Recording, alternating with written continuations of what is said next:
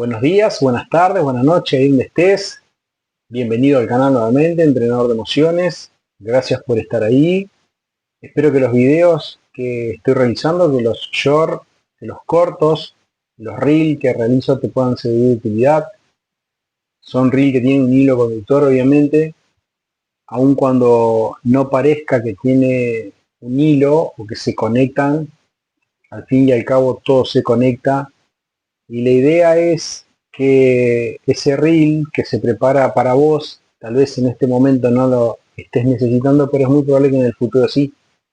O tal vez a vos no te hace falta, pero tal vez a otra persona sí. Porque la problemática que tenemos todos es la misma, pero vista de diferentes lados, diferente ángulo, en diferente posición o en diferente lugar. Pero en algún momento lo vamos a necesitar. O en algún momento lo necesitamos y no tuvimos quien nos diera esa palabra que estábamos necesitando. Espero que el canal te sea de utilidad, que lo puedas aprovechar, que puedas compartirlo. No es fácil estar de este lado, es muy difícil, más que nada por las críticas por ahí que uno recibe de forma negativa, que son más las negativas que las positivas, o tal vez el silencio de muchas personas que no se atreven a dejar un comentario o tal vez no se atreven a expresar sus emociones por miedo a la descalificación o la calificación errónea de lo que esa persona necesita expresar. Quédate tranquilo que en algún momento no te va a quedar otra que poder expresarlo que a través del diálogo, a través de la palabra, a través de lo que uno puede decir, uno empieza ese proceso de sanación. Quería contarte que después de este video estoy preparando, como dije anteriormente, un estudio bíblico para que vos tengas herramientas básicas del tema espiritual, que puedas llevar una dirección sobre un camino que te sirva para que no te sientas engañado, que tengas las herramientas necesarias para poder esgrimir básicamente de qué se trata Jesús, de qué se trata Dios, de qué se trata tu vida sobre este plano, de dónde venimos, hacia dónde vamos, cuál es la misión que cada individuo, cada persona tiene, tener más conocimiento, ya sea desde el plano espiritual como del plano terrenal también, que sepas dónde estás parado, por qué estás parado acá y hacia dónde vas y quién va a trazar ese camino del cual vos estás armando esa dirección. Ese estudio posiblemente cuente de 7 capítulos, tal vez más, dependiendo de los integrantes, tal vez menos, pero va a ser un estudio básico, estándar, que te va a servir para que vos te puedas orientar. Obviamente que el estudio no se termina ahí. Pensá que yo vengo estudiando la Biblia prácticamente hace 28 años y cuando pensé que había logrado alcanzar toda la información me di cuenta que recién estaba en el preludio. Y creo que cuando uno, hoy más que nunca, creo que cuando uno más se empapa en esto, más información va adquiriendo, porque cuando se activa el espíritu, es el espíritu de Dios el que te va dando la información para que vos sigas subiendo de nivel y no te quedes estancado donde estás parado. Quiero contarte ahora que lo que te vengo a traer tiene que ver con la Semana Santa, tiene que ver con la Pascua, tiene que ver con Jesús. Te voy a contar los hechos de cómo llega la Pascua, los hechos cronológicos, históricos y culturales. Y obviamente te voy a contar qué de hecho, qué es real, qué es ficticio, qué es cultural, qué es espiritual de todo esto, para que vos dentro de tu capacidad puedas discernir si estás bien parado, porque a veces uno cree estar bien parado, pero sin embargo está en una base que se mueve o en una base arenosa donde uno se hunde, pero también, aun cuando uno cree estar bien parado, que de hecho lo puede estar, no ver resultados que, como en cualquier objetivo que uno se coloque, ya sea laboral, ya sea de instrucción, ya sea profesional, ya sea familiar, ya sea deportista, deportivo, cuando uno no ve resultados, entonces tiene que cambiar la posición, tiene que cambiar el entrenamiento y tiene que cambiar la ubicación y la mirada hacia dónde va. En este caso también te voy a ofrecer esto justamente de que si vos estás bien parado, bien cimentado, pero no ves resultados, significa que hay algo en tu vida que no está enfocado como debería enfocarse. Entonces, en este estudio, en esta pequeña prédica, pequeño sermón, pequeña meditación, quiero dejarte algunos conceptos que tienen que ver con Jesús, con la Pascua, con la Semana Santa, con el judaísmo, con el cristianismo, con Israel, con Egipto y demás. Yo te voy a invitar, yo no me vas a ver mucho leer la Biblia porque me consume mucho tiempo en el video, pero te voy a dejar los versículos para que vos los puedas buscar, que puedas interiorizarte y hacer la traspolación o tener una idea de lo que te estoy contando, a que vos lo puedas verificar a través de la Biblia, ¿no? Los versículos son Éxodo 12 en adelante, Lucas 22, Nuevo Testamento en adelante, y en este caso te voy a marcar también Hechos capítulo 8, versículo 41 al 60.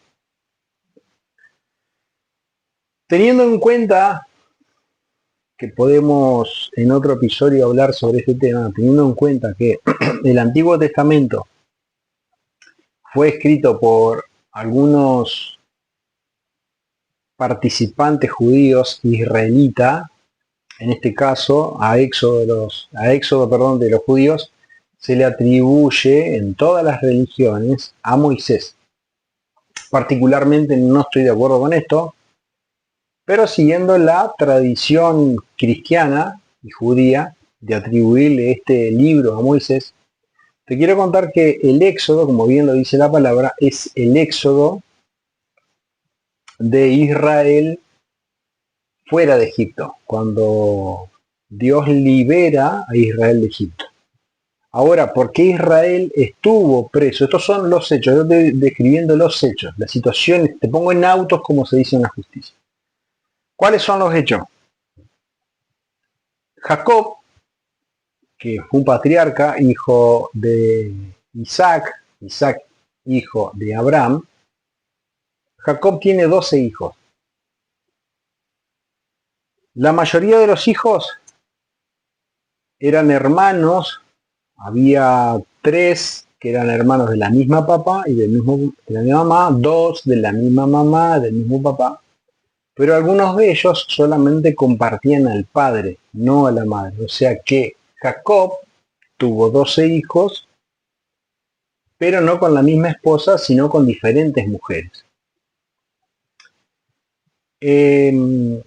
Uno de estos, que se llamaba José, cuando sus hijos, que eran bastante revoltosos, se iban al desierto o se iban a las praderas a llevarle los animales, y Jacob, conociendo cómo eran sus hijos, porque él prácticamente los gestaba, los engendraba, pero no cuidaba, no los educaba. Y eso hacía de que ellos tuvieran una propia educación fuera puntualmente de lo que Dios demandaba. Se hacían a la buena de Dios. Entonces José, que era el más chico en ese entonces, Jacob lo envía a que controle a sus hermanos como que fuera el buchón, dicho prontamente, el alcahuete, como se dice en la jerga. Cuando José llega donde estaban sus hermanos, y sabiendo cuál era el trabajo que José tenía con respecto a su padre, porque al padre se lo respetaba en esos tiempos, no como ahora, entonces estos hermanos, ¿qué decidieron? Decidieron matarlo. Literalmente decidieron matarlo a José. Pero otros hermanos se opusieron a esto.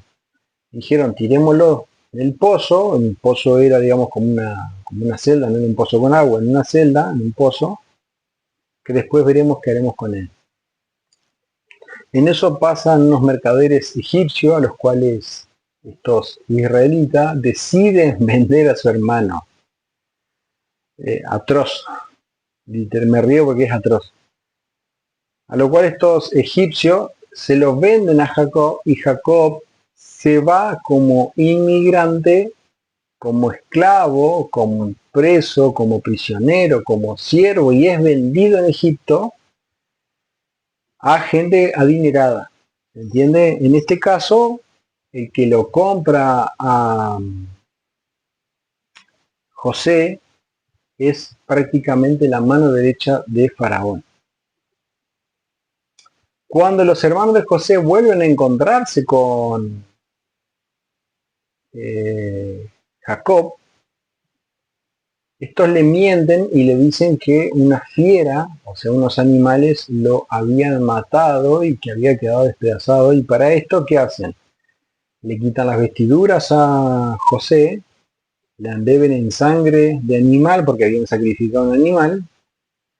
Y obviamente que Jacob se queda con ese cuento, se queda con ese verso, se come la historia y él se lamenta de haber perdido un hijo, que en este caso era el hijo más amado de Jacob, no porque los otros no hayan sido amados, sino porque había una diferencia de edad entre los hermanos bastante amplia con respecto a José, lo cual esto te da las claras que la evolución mental y espiritual de Jacob era muy diferente a la espiritualidad que tenía con respecto a su primer hijo. Había una maduración de parte de Jacob. Por lo tanto, José se había convertido en el hijo más amado. Pasando al tema de José, que estaba como servidumbre en Egipto, la mujer de este principal, de esta autoridad, de este oficial, invita a tener relaciones sexuales con José, a lo cual José se opone rotundamente por la educación que él tenía y porque obviamente respetaba, no solo que respetaba a la mujer, sino que también respetaba a la mujer de su amo o de su patrón. Después de tanto insistir, y obviamente después de tanto rechazo, la mujer de este principal lo acusa a José de haber querido abusar de ella. Lo cual el esposo tiene una entrevista con José, José le cuenta cómo había sido, pero como su honor quedaba sucio, como el de su mujer, deciden encarcelarlo. Así que José pasa un tiempo en la cárcel, y cuando te digo un tiempo no son 2 o 3 horas, ni 2 o 3 días, ni 2 o 3 meses, son años que pasa ahí adentro. Injustamente, o sea, es encarcelado injustamente. Es obvio que cuando uno lee la Biblia y lee este tipo de hechos, uno lo pasa a la ligera en prácticamente 2 minutos, pero esto llevó tiempo y llevó años y llevó esfuerzo, sacrificio, llevó pasar tiempo con uno mismo, llevó pasar tiempo con Dios, llevó pasar tiempo con otros presos que su suerte corrió de otra manera, y eso hace de que vos en esas situaciones extremas de estar detenido, estar privado de libertad, que de hecho no es nada grato ni nada agradable, y que los seres humanos estamos acostumbrados a meter a todos en la misma bolsa y a juzgar a todos sin saber los pormenores ni los por mayores de por qué hay ciertas personas que están ahí adentro. Hay personas obviamente que es su trabajo delinquir y hay otras que se equivocan y que son descubiertas. No es un tema que quiera tocar, pero hago un paréntesis acá. En esto cae el copero y cae el panadero a la cárcel Y obviamente José tiene un sueño y le profetiza a los dos el sueño, uno es condenado a muerte, el otro es liberado. José le dice al que está liberado que justamente se acuerde de él, a lo cual el copero se olvida.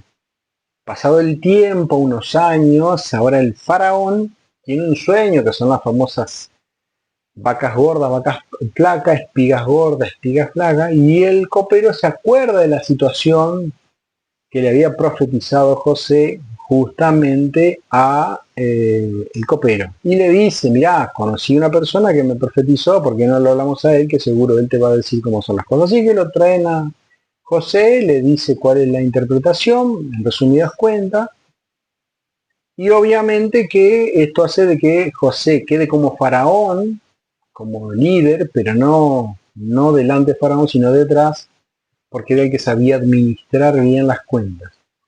Este hecho hace de que la hambruna que se venía y que Dios se la había profetizado a José, en este caso faraón, hace de que el papá de José, sin saberlo que José era faraón y que estaba vivo, van a pedir a comprar alimentos a Egipto, y en esto José los reconoce y bueno, hay toda una movida, toda una historia ahí, a la cual José los perdona a sus hermanos, dice: yo soy José, ustedes me vendieron, los perdona, se lloran, se lamentan, se abrazan, se besan, y le dice: traigan a toda mi familia a Egipto, ¿ok?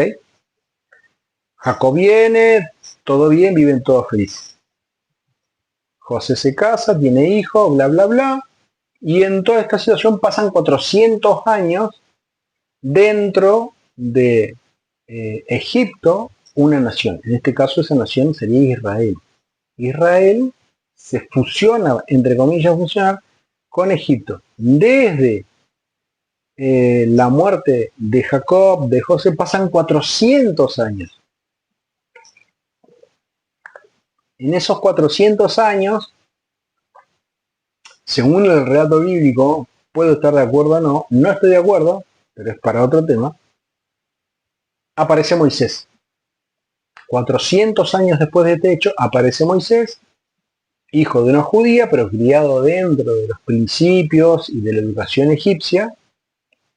Se levanta como un libertador, como un mesías, como un general, solicitándole a su padre postizo, digamos su abuelo en este caso, postizo, que libere al pueblo de Israel.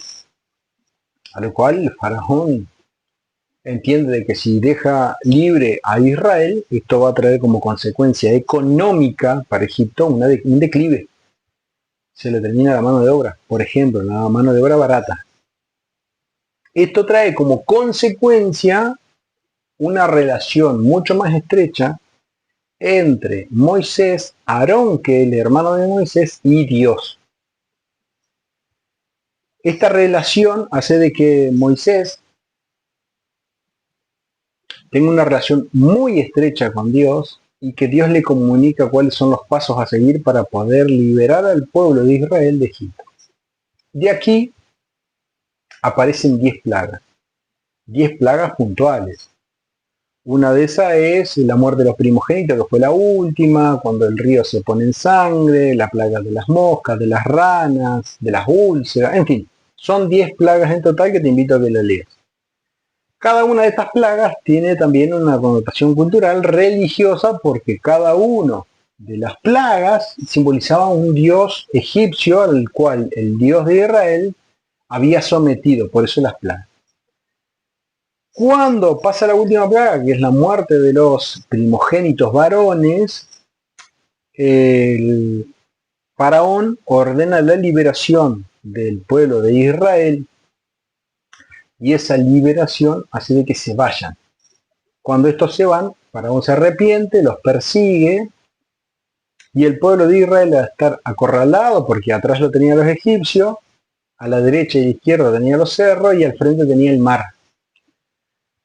Moisés, en un mega milagro, por así decirlo, que le solicita a Dios, ¿Dios qué hace? Cuando Moisés se mete en el agua con su cetro, golpeando el mar se abre y estos logran cruzar hacia el Sinaí.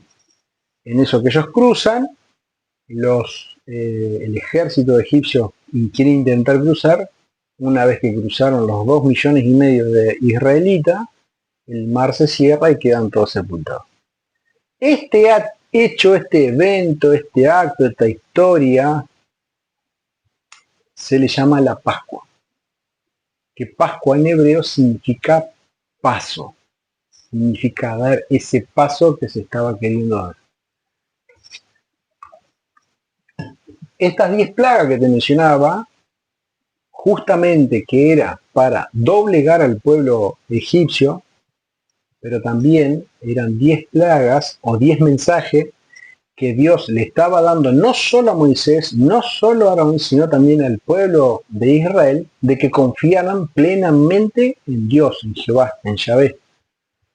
Por eso, cuando es la muerte de los primogénitos que no hicieron lo que deberían hacer, ellos vieron ese ángel que pasaba a matar, que si vos no tenías la señal en el pórtico o en el lintel de tu casa, el ángel entraba, no importaba de qué nacionalidad es. Este acto se llama Pascua, se llama paso o salto, dar ese paso, dar ese salto que Dios le pidió a Moisés, a Aarón y al pueblo de Israel. Pasa el tiempo, pasan diferentes libertadores como Gedeón, como Salomón, como David, como el amigo de David que era Jonatán, como Saúl, como los reyes, como los profetas, como los jueces, hasta el tiempo de Jesús. Al tiempo de Jesús, para que vos tengas una idea, hacía aproximadamente 600 años que no había profeta en Israel y que el último levantamiento armado con similitudes a la de Moisés había pasado muchísimo tiempo atrás. En los tiempos de Jesús, básicamente, la rebelión más cercana que hubo fue 3 años antes de que Jesús se proclamara Mesías. Cuando digo rebelión me refiero a un movimiento armado que se levante en contra del pueblo o del gobierno dominante. Por ejemplo, salvando la distancia, vos tenés la guerra entre Ucrania y Rusia, o Rusia y Ucrania, donde Rusia invade arbitrariamente Ucrania, lo podemos debatir en otro video, y en Rusia se levanta un Mesías que se levanta en armas, junta rebeldes, por así decirlo, junta hombres, mujeres, juntan armas, juntan municiones, pertrechos, recursos para afrontar esta guerra en contra de este gobierno o este país invasor. Y se levantan en armas y la guerra dura lo que está durando 3 años. Lo cual eso trae una cantidad de gente muerta, de desgaste general en la población de ambos lados y demás. Bueno, esto pasaba en ese tiempo también donde había alguien del pueblo de Israel que se levantaba. Obviamente que el imperio que gobernaba, que pisaba fuerte en ese momento era el Imperio Romano. Un imperio que no tenía piedad. Era un imperio que para darte una lección te sacaba afuera y te crucificaba si fueras un rebelde. Si fueras un ladrón, te daban 39 latigazos, 40 latigazos como se le dice, menos 1, o sea 39 latigazos, que hasta 39 latigazos era legal. O te metían en una celda o cualquier cosa menos la muerte. Lo último que hacían los romanos era darte la muerte, pero en el caso de que vos te proclamaras un subversivo, un terrorista, como se lo tildó a Jesús, directamente ibas al madero, ibas a la cruz y delante de todo el pueblo, afuera de la ciudad, te crucificaban con otros que estuvieran a la misma altura que estuviste vos. ¿Qué pasa? Cuando Jesús se proclama Mesías, que tiene que haber sido por allá por septiembre, octubre, aproximadamente en la misma fecha que él nace, su ministerio dura 3 años y medio. Termina aproximadamente días más, días menos, el 14 de abril. Pensá que en ese momento el calendario que nosotros tenemos ahora no lo tenían. Era otro calendario y ese calendario no tenía, por ejemplo, ni enero ni febrero. Tenía marzo, abril. Cuando Jesús muere, muere el 14 de Nisan, que sería el 14 de abril aproximadamente. Jesús, como dicen muchos católicos o cristianos, si tenemos que ponerle un rótulo, muchos sostienen que Jesús era judío, lo cual yo un poco disiento de esto por muchas razones, y una es la que te voy a mencionar ahora. Los judíos tenían un método de juicio, un método de testigos, tenían un método de sanción, un método de apercibimiento, un método de amenazas, por así decirlo, un método, como te dije, de apercibimiento. Te apercibían de cierta manera y ese apercibimiento se llevaba a cabo y vos quedabas expuesto delante de todo el pueblo y a vos se te miraba, como hacen muchas religiones hoy, se te miraba de otra manera, como que eras un revoltoso. A tal punto que si vos eras una amenaza para el pueblo, para el sistema judío, a vos se te sacaba fuera de la ciudad, pero no se te crucificaba. Se te ponía de rodillas y se te apedreaba. Todo el pueblo juntaba una piedra, que no era una piedrita, era una piedra, medio kilo, 1 kilo, y se te arrojaba a la cabeza y se te apedreaba a la cabeza hasta que vos mueras, hasta que tus signos vitales se terminaran. Este hecho está plasmado en el Antiguo Testamento y justamente en el Nuevo Testamento. Y eso lo podés ver, por ejemplo, en el capítulo 8 de Hechos de los Apóstoles, del versículo 41 al 60. Yo te lo voy a leer brevemente para que vos entiendas. En este caso, Esteban, quien Saulo de Tarso, que después se convierte en Pablo, es quien ordena la muerte de Esteban. Esteban aparece después de la muerte de Jesús. Prácticamente 3 años y medio después de la muerte de Jesús aparece Esteban. Si Esteban no hubiera sido judío, debería haber sido crucificado. Sin embargo, Esteban es apedreado. Lo mismo pasa con Jesús. Apedrémosle, en varias oportunidades Jesús se le quiso apedrear, pero no contaban con los argumentos legales para poder apedrearlo. Por eso se lo crucifica, se lo entrega al gobierno de turno, que el gobierno de turno disponga la forma de morir. Si Jesús hubiera sido judío, que tengo más argumento para demostrar que no es judío, él tendría que haber muerto apedreado, como Esteban.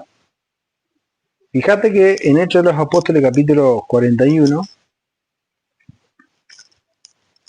en adelante, Hechos 7, dice así: entonces hicieron un becerro. Acá está haciendo un discurso Esteban puntualmente a los judíos, porque lo habían sacado, ya lo tenían de rodilla, y él se le da la palabra, y Esteban, que es un discurso fantástico, para hacer una tesis en cada uno de los versículos, le dice en el versículo, te lo resumo, básicamente en el versículo 41 dice, 7:41.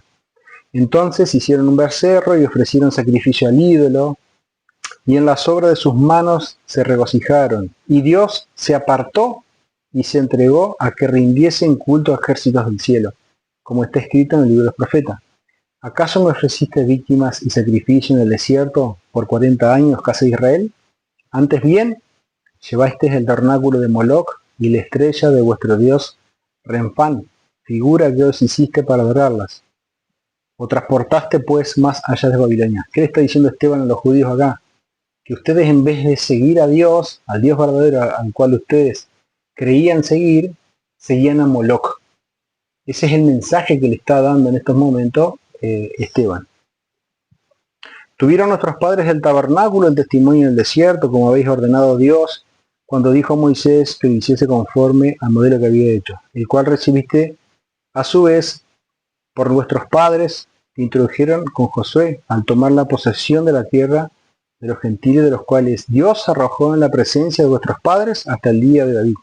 Este halló gracia delante de Dios y pidió proveer el tabernáculo para Dios de Jacob. Mas Salomón le edificó casa. Si bien el Altísimo no habita en templos de mano, como dice el profeta, el cielo es mi trono y la tierra es estrado de mis pies. ¿Qué casa me edificaste, dice el Señor? ¿O cuál es el lugar de mi reposo? Acá otra vez Esteban le está diciendo, ustedes edificaron, pero no vive Dios en el templo que ustedes edificaron. Dios vive en el corazón de cada uno. Eso es lo que le está marcando Esteban. ¿Por qué le marca esto? Porque ahora al venir Jesús, ¿qué pasa?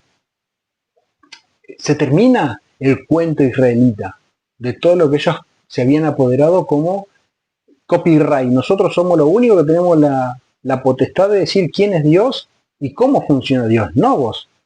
O sea, es como que le quitan incluso autoridad a Dios de que Él se pueda expresar dentro de la humanidad sin que pasara por los judíos. Acá Esteban destruye esto. El relato sigue y en el 54, 7:54 dice, oyendo estas cosas, se enfurecían en sus corazones y crujían los dientes contra él. Pues Esteban, lleno de Espíritu Santo, puesto los ojos al cielo, vio la gloria de Dios y a Jesús que estaba a la diestra de Dios. Y dijo, he aquí veo los cielos y al Hijo del Hombre que está a la diestra de Dios. Entonces ellos, dando grandes voces, se taparon los oídos y arremetieron a una contra él. Y echándolo fuera de la ciudad, le apedrearon. Los testigos pusieron su ropa a los pies del joven que se llamaba Saúl. O sea, básicamente que Esteban fue muerto bajo una ley judía, porque era judío. Sin embargo, Jesús muere bajo una ley romana, una ley universal que era el imperio que gobernaba en ese momento. No era bajo la tutela judía, aun cuando Caifás, el sumo sacerdote que estaba de turno en ese momento, como también el Sanedrín, que era como una cámara de diputados, para que tengas una idea, le pidieron a Pilatos la potestad para sacarlo fuera y matarlo. Sin embargo, Pilato se opuso. Los judíos, queriendo agraciar a Pilato, dijeron, nosotros no tenemos autoridad para matarlo, por eso te lo traemos a vos. Y Pilato toma carta en el asunto, pero Pilato tampoco lo quería matar. Pero era tal la presión, tal la presión del pueblo, que a Pilato no le quedó otra que llevarlo a la cruz y crucificarlo. Tanto a él como a los dos revoltosos que tenía a cada lado. Ahora, ¿cómo llega Jesús a esto? Fácil. Muy fácil.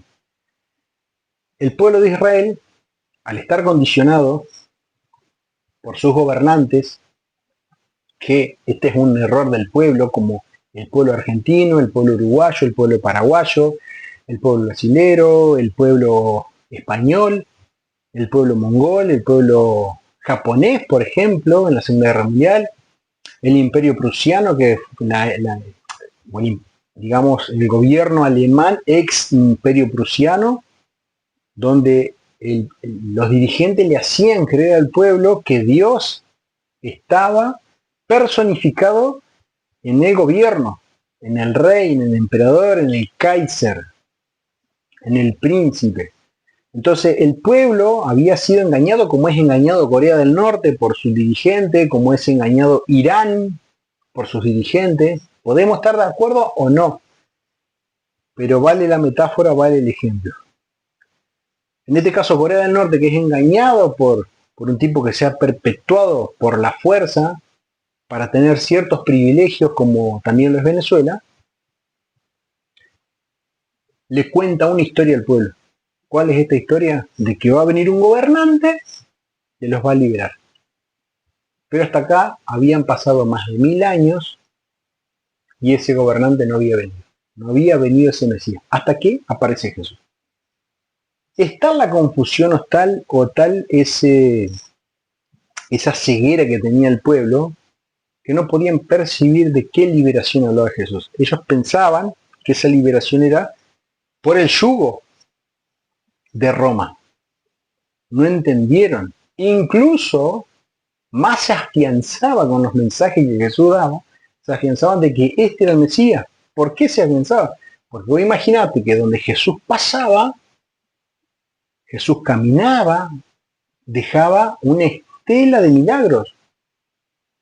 Multiplicaba los peces, multiplicaba el pan, multiplicaba el vino, resucitaba, sanaba, le daba vista, le recobraba la voz, le recobraba los sonidos a los que eran sordos. Entonces, esto, ¿qué hacía que pensaran los dirigentes, algunos dirigentes y parte del pueblo? De que ante una eventual embestida, ante una sublevación de Israel, no había problema de que quedaran heridos los soldados, o no había problema de que se murieran porque tenemos el Mesías que lo puede sanar. O sea, ese que murió, Jesús lo revive y lo vuelve al combate de nuevo. O sea, son tipos inmortales. De hecho, si había uno que estuviera en una herida profunda de espada, de lanza, de garrote o de lo que sea, Jesús lo tocaba, lo sanaba y podía volver al combate. O sea, un tipo podía morirse 10 veces, 20 veces, 50 veces, que iba a ir, o sea, iba a ir a la guerra y iban a exterminar al pueblo romano. Entonces, ¿qué pasaba? Esta fama se propagó enormemente.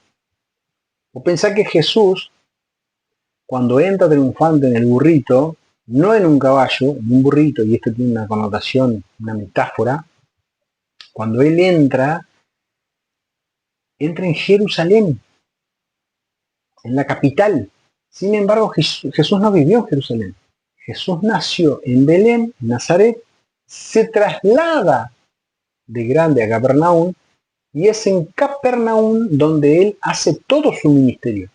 Es el centro de mando, por así decirlo, centro de mando espiritual, el centro universal espiritual se concretaba, se gestaba, se generaba, la administración era el Vaticano de Jesús era en Capernaum. De Capernaum él se trasladaba a diferentes lugares. Samaria, Jope, Jerusalén, se iba para el lado del Líbano, se cruzaba el mar de Galilea, o sea, tenía muchos lugares donde él caminaba, y no es que iba y venía en el día con un taxi, un remis, un Uber, no, iba y se quedaba tiempo porque había mucho trabajo para hacer.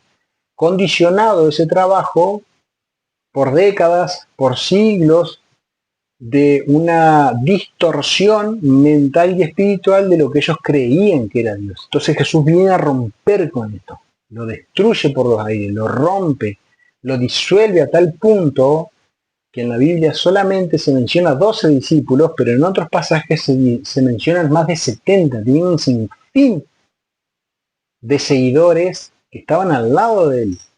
Solamente Jesús, no Jesús, sino que los evangelistas mencionan a estos 12. Y que tenían muchas mujeres que eran mujeres de bajos, medianos y altos recursos, algunas eran judías y otras no, que solventaban por medio de sus maridos, que no lo seguían a Jesús, pero sí lo seguían a través de sus mujeres, el ministerio de Jesús. Estas mujeres, no todas eran judías, sino que eran gentiles, como se le dice, menciona en la Biblia. Que estas mujeres sí, y estos hombres que eran gentiles, no judíos, entendieron el mensaje de Jesús, lo entendieron muy bien. El que no logró entenderlo fue el judío y luego el judío cristiano. Pseudo cristiano. Cuando Jesús hace su ministerio, que son 3 años y medio, y hay un solo hecho de todas las fiestas judías, hay una sola fiesta. De todos los ritos judíos, hay un solo rito. De todas las actividades que tenía el pueblo de Israel, hay una sola actividad que Jesús realiza. De los 3 años y medio hay solo una. ¿Cuál es esta una? La Pascua. O sea, que si Jesús estuvo 3 años y medio,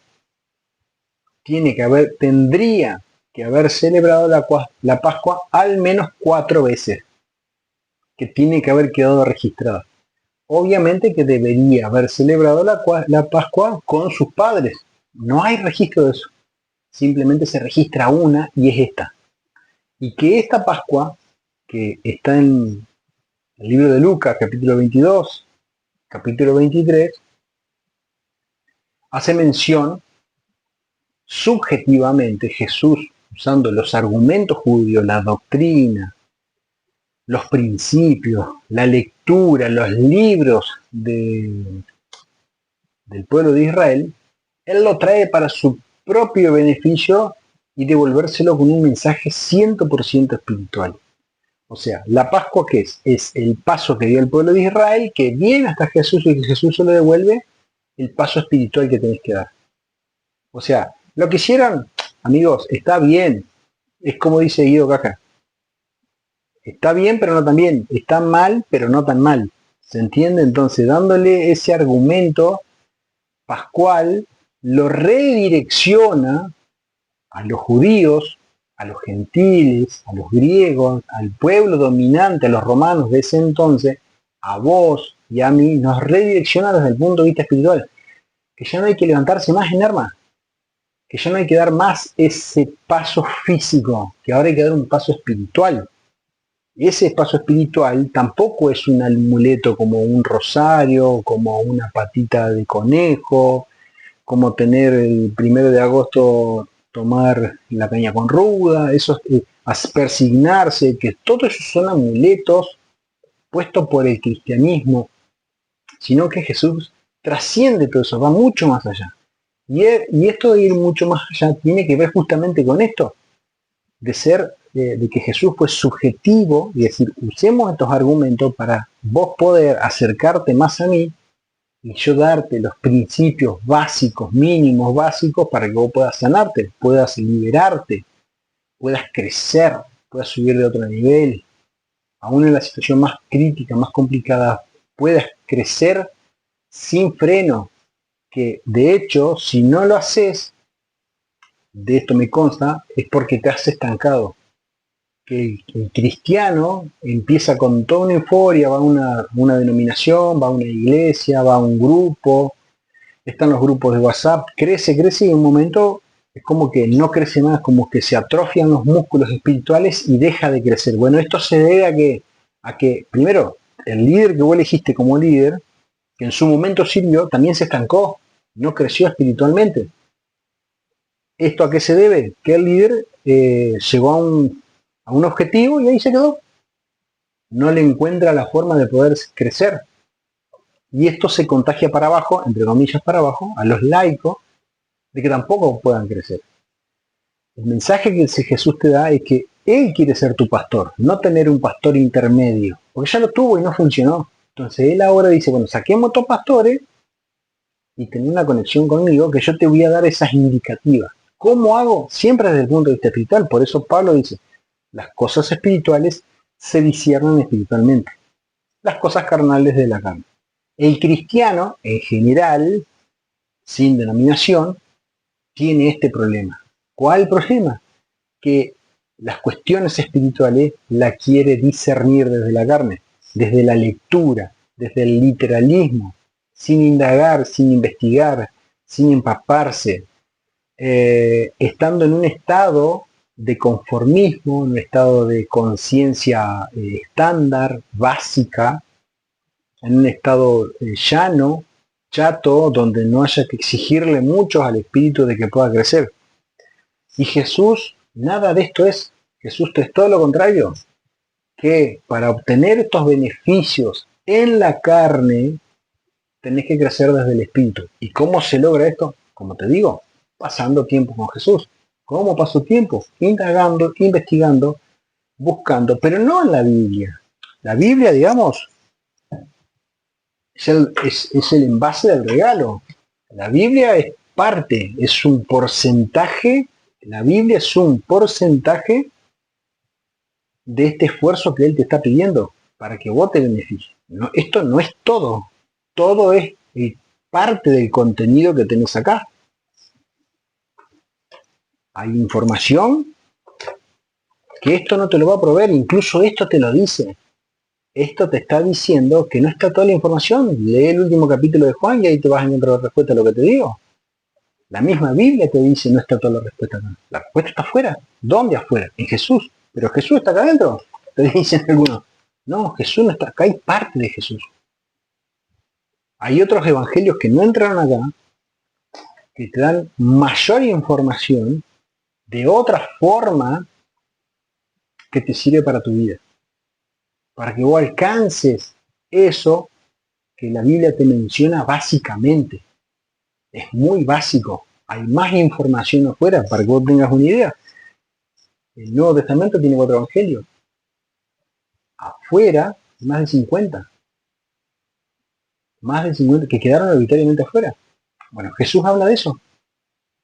Jesús justamente dice que vos tenés que seguir buscando. Buscar. Es más, hay pasajes, hay parábolas donde Jesús les dice, busquen panes, vayan y busquen panes. Los discípulos salen a buscar cuando viene una muchedumbre de 5.000 hombres, más 5.000 mujeres, más 5.000 niños, alrededor de 15.000 personas.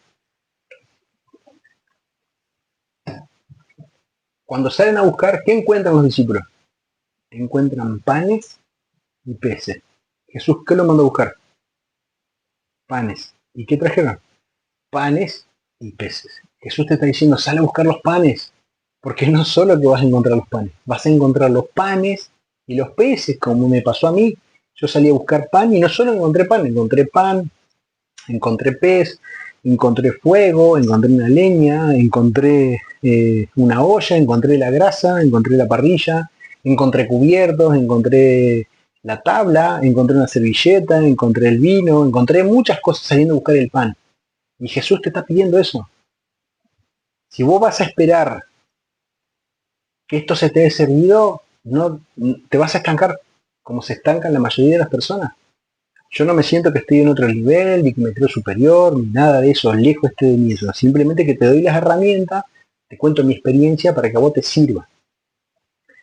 Dicho todo esto, y retomando el tema, Jesús es eso lo que te está proponiendo en este caso de la Pascua, de que vos des ese paso, que salgas de ese estado de letargo, de somnolencia, de bostezo, que salgas de ese lugar de comodidad, que le exijas a tu cuerpo, que le exijas a tu espíritu, que te lleve a otras esferas. ¿Para qué? Para que vos crezcas espiritualmente, para que la vida sobre este mundo, aun cuando parece fácil, sea más fácil.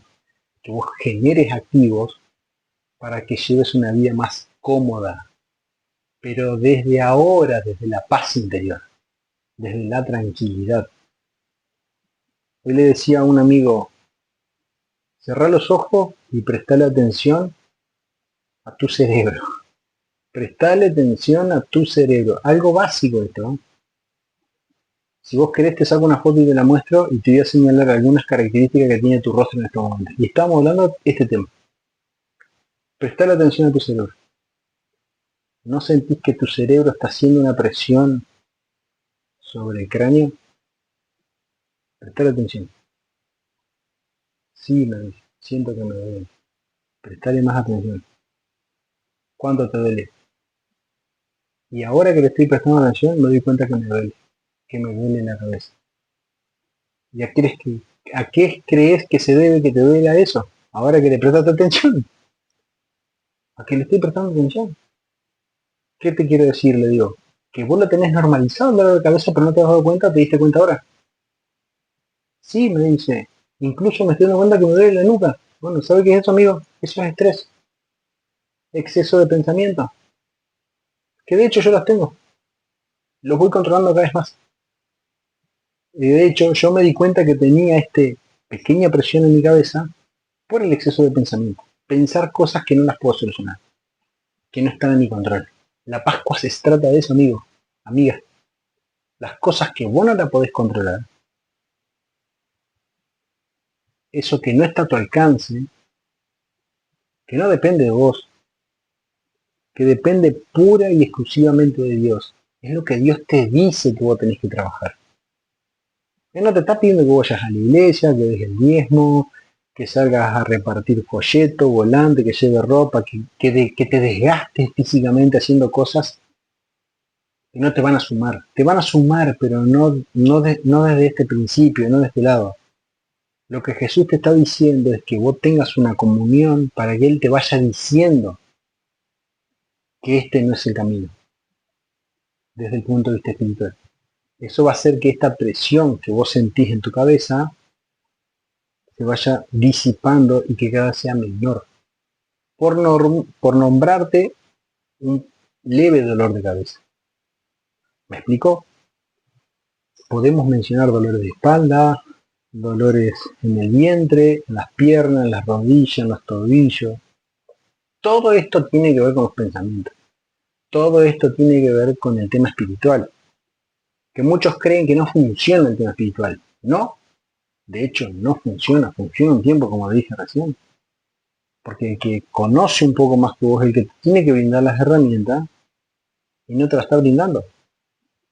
Y Jesús es el que te quiere brindar las herramientas y te quiere enseñar a usarlas.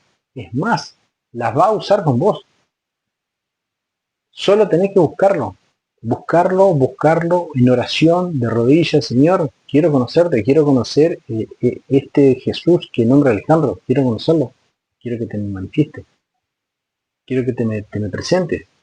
Como papá, como mi amigo, como mi psicólogo, como quien sea, pero quiero que me saques esta tristeza, esta angustia, que me saques este dolor, que me saques estas carencias que tengo, que me doy cuenta que me las generé yo mismo, que me las generaron en mi infancia, que las sigo generando yo, y que no me conducen a ningún lado. Quiero que me saques esta tristeza de no encontrar la vuelta a la vida, de no poder disfrutar una taza de café, una taza de té, un viaje, una caminata, un almuerzo. Quiero que me saques esto de pensar todo el tiempo en lo mismo. ¿Qué va a pasar mañana? ¿Qué va a pasar mañana? ¿Qué va a pasar mañana? ¿Qué va a pasar mañana? Del cual no tengo control, ni yo ni vos lo tenemos control. Y de eso se trata la Pascua, de dar ese paso. Eso es lo que nos invita Jesús. La Pascua no es no comer carne. No es eso. Esas son tradiciones, te digo más, son tradiciones babilónicas. La carne viene producto de no comer por la pesca de Pedro. Pero eso no fue en Pascua, fueron 3 años y medio atrás. Nada tiene que ver. Hay que ver un huevo de Pascua. Bueno, el huevo de Pascua no tiene nada que ver con Jesús. El huevo de Pascua es símbolo de la fertilidad. ¿Por qué? Porque Tamuz, que era un dios caldeo, babilónico, lo descuartizaron, lo desmembraron y lo tiraron al río, al Éufrates. La madre de Tamuz, Istar, la diosa Istar, esto es mitología caldea, mitología babilónica. Puede haber sido cierto como no, mitología. Lo manda a buscar y cuando lo manda a buscar, que lo tiran al río, manda a sacar todos los peces. Encuentran todo el cuerpo, lo cose, desagradable lo que te estoy contando, pero es mitología. Lo cose a Tamuz, cuando termina de coserlo entero, le falta una parte. No te voy a explicar cuál es. ¿Qué hace la mamá? Dice, no, saquen todos los peces que tienen que estar ahí. Sacan todos los peces, lo abren a todos los peces, lo abren y ahí está. Lo cose y ¿qué hace la madre? Se acuesta sobre Tamuz. Al tercer día resucita. Esta mitología que hace la Iglesia Católica la adopta y ahí aparece el huevito de Pascua, el conejito que es sinónimo de la fertilidad.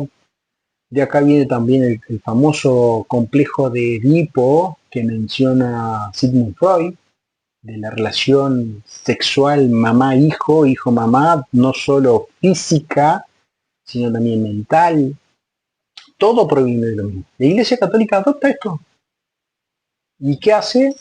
Hace lo que es la Semana Santa. ¿Podemos estar de acuerdo? No podemos estar de acuerdo. ¿Te puede gustar? No te puede gustar. ¿Te puede lastimar lo que te estoy diciendo? No te puede lastimar.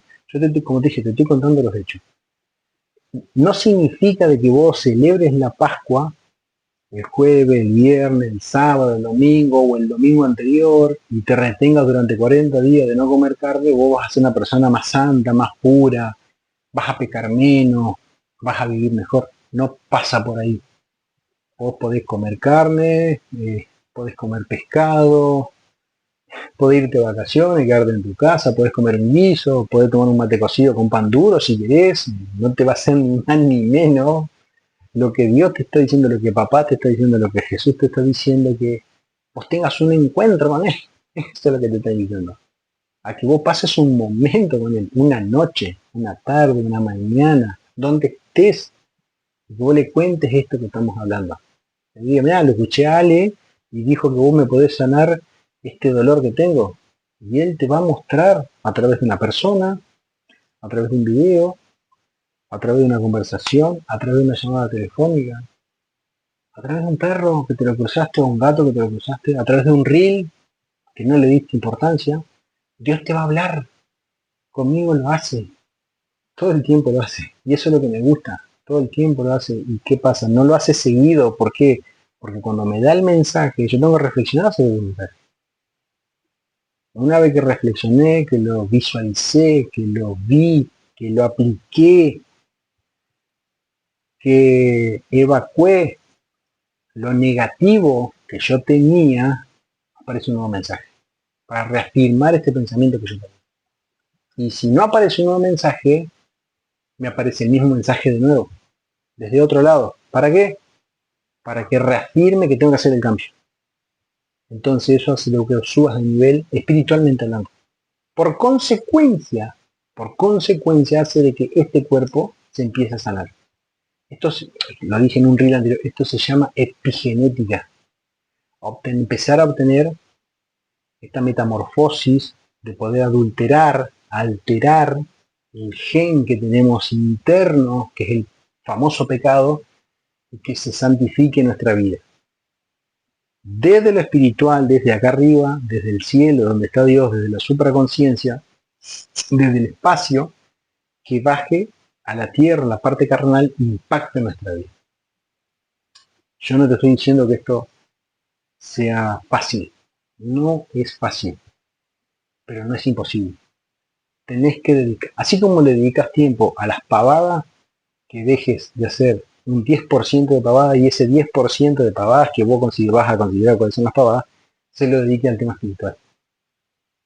Entonces vas a poder dormir, primero vas a poder dormir de noche, te va a cambiar el aliento, te va a cambiar el olor a tu respiración, te vas a sanar desde la piel, primero desde los órganos y después desde la piel, o sea, de adentro hacia afuera vas a sanar. Incluso la piel te va a cambiar la textura de la piel. Aún en la alimentación que vos tenés, que de hecho con el tiempo vas a cambiar incluso tu alimentación. ¿Por qué? Porque vas a tener tal satisfacción en tu vida que no vas a querer volver atrás. Amigo, la Pascua es eso. Eso es lo que Jesús te está queriendo invitar. Que Él sea el Rey de tu vida, el Rey del universo. De hecho lo es. Él viene a conquistarte, pero no por la fuerza, sino a través del convencimiento. De que vos puedas convencerte que la opción que las opciones que vos tenés son opciones, pero que ninguna te va a llevar a donde vos necesitas estar. Esa opción te la da Él. Y para adquirir esa opción, te repito, tenés que pasar tiempo con Él. Tenés que dialogar, tenés que pensar en Él, tenés que charlar, tenés que leer la Biblia, como también podés leer otros autores bíblicos, podés ver algún otro canal. Dante Gebel, por ejemplo, que es un tipo que realmente, lo dije en un video que hice de él, un tipo espiritual, es el líder de hoy, con sus aciertos y sus errores. Yo veo que el tipo lo habla desde la sinceridad, hoy, no años atrás, hoy lo habla desde la sinceridad y de un compromiso que tiene él con él y él con Dios. No él con Dios, él con él. Ya no se puede, yo lo que noto de él que no se miente más. Ya no, ahí me da que decir, no me quiero mentir más. No quiero mentir más. ¿Podés seguir eso? Hay muchas formas. Las más básicas son orar, leer la Biblia, compartir momentos con personas que están en la misma voz. No cualquier persona, sino personas que han despertado esa conciencia en la cual vos podés dialogar temas profundos. Vos sabés quiénes son. Bueno, a esas personas vos tenés que acudir. Pero escúchame, no solo a través de un mensaje, andate hasta la casa de esa persona o combiná un encuentro con esa persona. Un mate, un café, una salida, una comida, lo que sea. Pasar tiempo con esa persona. Una hora, media hora, lo que puedas. Y compartir ese momento. Ahí Dios te va a hablar. Dios te va a marcar. Porque esa persona que está en la misma que vos, también está necesitando lo que vos estás necesitando. Pero no encuentra el par. La Pascua es eso. Ese es el paso que Él te está pidiendo que vos hagas. Para después pasar a otra esfera, pasar a otro nivel. Para que vos crezcas y eso te lleve a vos a que hagas crecer a otros. Que vos seas ahora la ovejita para que te conviertas en un pseudo pastor, como lo fue Jesús, que es lo que Jesús nos pide, que también nosotros seamos pastores, que seamos ovejas, pero también que seamos pastores de otros. Concluyendo, a Jesús lo matan con dos terroristas como Jesús. Esos dos no eran ladrones, no se merecían la muerte en el caso que eran ladrones. Unos azotes y eran liberados, pero como eran subversivos y se habían levantado en armas con Barrabás, que Barrabás sí era un libertador espada, Jesús toma el lugar de Barrabás. Que de hecho Barrabás no se llama Barrabás. Barrabás se llama Jesús. Cuando Pilatos lo pone a un lado a Jesús y al otro lado lo pone a Barrabás, Pilatos le dice al pueblo, ¿a qué Jesús creéis? ¿A Jesús, el nerd, el loser, el tiernito, este Jesús hippie, este Jesús, digamos, que viene en son de paz? ¿O querés a este Jesús, al que se levanta la espada, al que quiere combatir con armas a su hermano, a su oponente, al que lo lastimó, al que lo dañó? ¿Qué Jesús queréis? ¿A este Jesús o a este Jesús? El pueblo decide. No. Como hoy queremos el Jesús que se levanta en espada. Barrabás se llamaba Jesús. Literal se llamaba Jesús. Pasaron 2000 y pico de años y hoy seguimos eligiendo al Jesús que se levanta en armas. Y este es el momento de poder elegir al Jesús que se levanta con el Espíritu. Dicho esto, estos dos subversivos no corren la suerte que corre Jesús Barrabás. Corre la suerte de Jesús el Libertador, Jesús el Mesías, que son muertos, son crucificados juntamente con Jesús. Una vez muerto Jesús, se lo baja de la cruz. Había muchos seguidores de Jesús que estuvieron desde lo lejos, no queriendo ventilar su posición, porque iban a correr la misma suerte, aunque el pueblo romano sabía de que los discípulos no eran peligrosos, porque se lo había investigado, incluso Jesús se lo investiga, y el procurador o procónsul del momento, que no era Pilatos, entiende de que no había peligro en Jesús. Pero la multitud sí consideraba que era peligroso porque se les caía el negocio. Entonces, José de Arimatea, que tenía una cueva en esa zona, seguidor de Jesús junto con otros que estaban ahí, no juntos, pide el cuerpo de Jesús. Junto con las mujeres se lo limpia Jesús, se le pone esencias aromáticas, se lo envuelve en un velo, en una sábana blanca para conservar su cuerpo, y se lo pone en esta cueva, que de hecho esta cueva es cerrada por una gran roca que no pesaba 2 kilos, y se le ponen 2 guardias a pedido del Sanedrín para que no roben el cuerpo y digan, che, Jesús resucitó. Que de hecho los judíos dicen, no, el cuerpo de Jesús lo resucitaron para que decir que se lo robaron para que no digan que resucitó, perdón. Y eso se sigue sosteniendo. Pero déjame decirte que en la resurrección de Jesús hubo varios testigos de esto. No puntualmente de la resurrección, sí, pero que el cuerpo no estuviera, porque no solo que estaban estos guardias, sino que había otras personas que cuando fueron no estaban. Jesús resucita, se encuentra con el Padre, baja a la tierra nuevamente, se reúne de nuevo con los 12, en este caso con 11, porque había muerto Judas. Y lo que pasa acá es que durante esos 40 días no tenemos ningún registro de lo que se dijo en esos 40. No hay registro de lo que se dijo. Muchos creen que es una seguidilla de lo que Jesús dijo en esos 3 años y medio. Particularmente creo que no. Creo que Jesús les aclara más puntualmente cada una de las parábolas, cada uno de los mensajes, cada uno de los hechos que Jesús mencionó en esos 3 años y medio. Y eso lo plasma puntualmente, se plasman en alguna de las cartas bíblicas y extrabíblicas. Puntualmente Pablo menciona algunas cuestiones que la religiosidad o los religiosos, en este caso el cristianismo, como titular o como dueño autoritario de la teología, le dice que es esto. Particularmente pienso que no. Jesús deja un legado a través del discípulo, a través de las cartas, a través de los libros, a través de los manuscritos, que después eso se aglomeró y se hizo la Biblia, para que nosotros tengamos esas herramientas, para que nosotros podamos, cada uno de nosotros, tener ese vínculo con Jesús todo el tiempo y poder lograr esto que Él mismo logró, que de hecho algunas personas lo lograron, seguido a Jesús y posterior a Jesús, lo lograron antes de Jesús también, porque tenían una comunión similar a la de Jesús, pero no llegaron a ser como Jesús.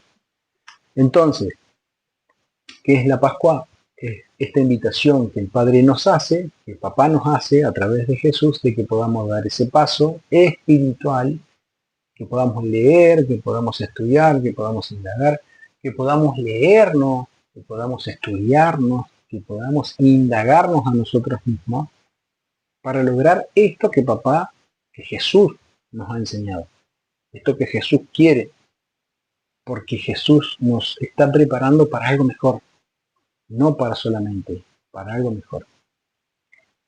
Para finalizar, quiero decirte que todo este acto que Jesús hizo, lo hizo por mí en primera medida, pero lo hizo por vos en primera medida.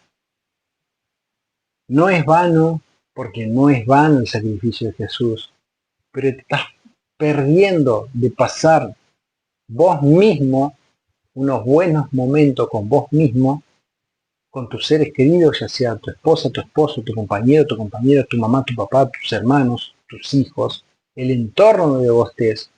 Te estás perdiendo de pasar buenos momentos. Te estás perdiendo de poder descansar. Te estás perdiendo de poder proyectar desde la sanidad. Te estás perdiendo de que Jesús maneje tus finanzas y que vos seas próspero económicamente. Jesús no quiere que vos estés pasando por los momentos difíciles que estás pasando. Los quiere manejar Él. Y Él te está pidiendo que se lo entregues. Y la forma de entregárselo es pasando tiempo en el que tengas un vínculo, que tengas una relación, que tengas una comunión, que tengas una charla, que tengas una entrevista con Él. Todo el tiempo. El mensaje de la Pascua que te quiero dejar es justamente este. Que vos te puedas dar vuelta, te puedas mirar, desprender de vos mismo y decir, basta, no quiero que avances más hasta que no encuentres este Jesús que te acaban de mostrar. Y Jesús va a encontrar la forma de poder comunicarse con vos. El asunto es que vos estés predispuesto a escucharlo. Yo creo que este es un buen momento para que vos reflexiones sobre vos mismo, sobre Papá, sobre Jesús, y que te puedas encontrar con Él. Espero que te sirva, espero que te guste. Dale me gusta, compartilo y dejame un mensaje. Y prepárate para el estudio que vamos a hacer. Gracias por estar ahí.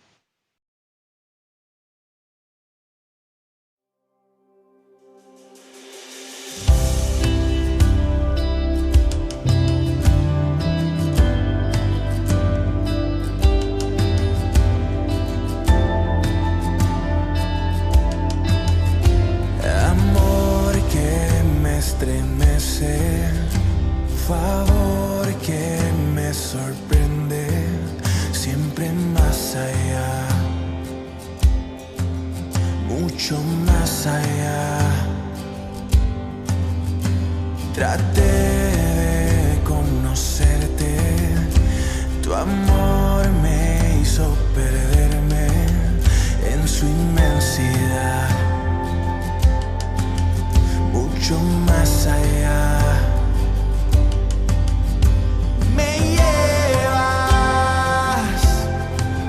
mucho más allá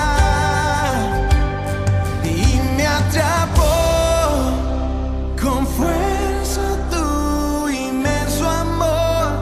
Tu gracia siempre fue mayor, Jesús, mi libertad. Me lleva más allá de lo que puedo imaginar, tan alto como tú estás, de allí podré mirar y encontrar la paz. No, no, no, no. Tu sangre me ha lavado, contigo me has sentado, siempre diste más, mucho más allá. Me llevas mucho más allá, oh, y me atrapó con fuerza tu inmenso amor. Tu gracia siempre fue mayor, Jesús, mi libertad. Me lleva más allá de lo que puedo imaginar, tan alto como tú estás, de allí podré mirar y encontrar la